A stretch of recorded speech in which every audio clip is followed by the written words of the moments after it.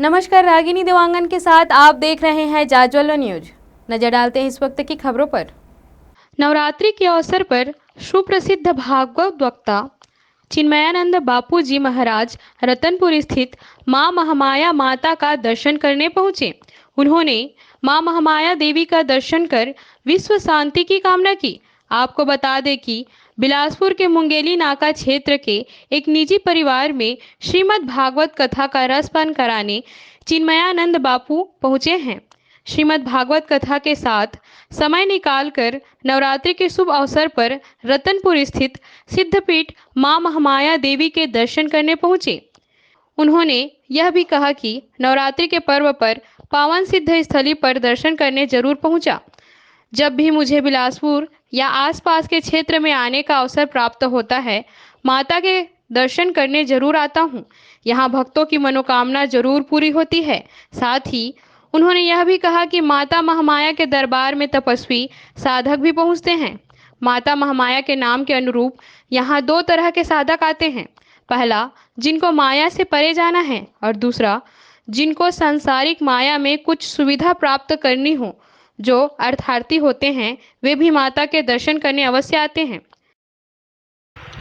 सबसे पहले आपके सभी दर्शकों को मेरा जय श्री राम प्रणाम और जय माता दी सभी को। ये नवरात्रि का पावन पर्व मैं मानता हूँ कि ये मेरा परम सौभाग्य है कि इस अवसर पर मैं यहाँ इस पावन सिद्ध स्थली पर दर्शन करने के लिए उपस्थित हुआ।